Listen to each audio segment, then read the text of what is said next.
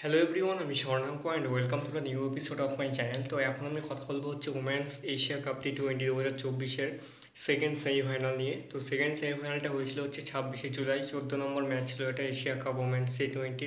তো হয়েছিল হচ্ছে B1-এর সাথে A2, মানে গ্রুপ বি এর 1 নম্বর পজিশনের টিমের সাথে গ্রুপ এর 2 নম্বর পজিশন টিমের সাথে। তো সেটা হয়েছিল শ্রীলঙ্কা ওমেন্সের সাথে পাকিস্তান ওমেন্স। তো ইন্ডিয়া তো এদিকে উঠে গেছিলো বাংলাদেশের সাথে খুব সুন্দরভাবে একটা ডমিনেন্স ম্যাচ হয়ে ফাইনালে। এবার কথা ছিল হচ্ছে শ্রীলঙ্কা না পাকিস্তান কে জিতবে। তো প্রথমে পাকিস্তান ব্যাটিং করতে নেমেছিল ফার্স্ট ইনিংসে, তারা 20 ওভারে করে হচ্ছে 140 রান 4 উইকেটে।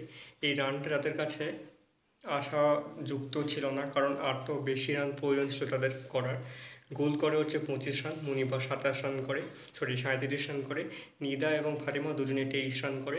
এদিকে প্রবোধানী প্রবোধানী এবং কাবিসা দুজনে 2টা উইকেট নেয়।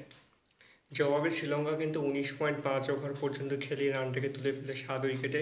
হিশমি করে হচ্ছে প্রথমে ডাক, মানে 0 রান করে, তারপর চামারি 63 রান, অনুষ্কার 24 রান এবং কাপিলের 17 রান অনেক দূর পর্যন্ত শ্রীলঙ্কাকে এগিয়ে নিয়ে যায়।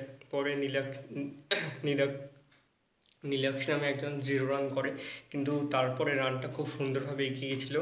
তবে শেষের দিকটা একটু চাপ গেছিলো, তবুও কিন্তু শ্রীলঙ্কা ম্যাচটা জিতে যায় এবং 3 উইকেটে ম্যাচটা জিতে যাওয়ার পরে সোজা শ্রীলঙ্কা ফাইনালে উঠে যায়।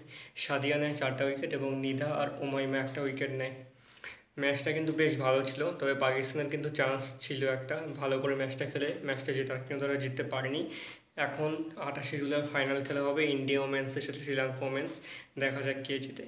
তো ম্যাচটা তো আমার বেশ ভালো লেগেছিলো, তোমাদের কেমন লেগেছে কমেন্ট করে জানিও। আর আমার এই ভিডিওটা ভালো লেগে থাকলে অবশ্যই চ্যানেলটিকে সাবস্ক্রাইব করতে একদম ভুলবে না।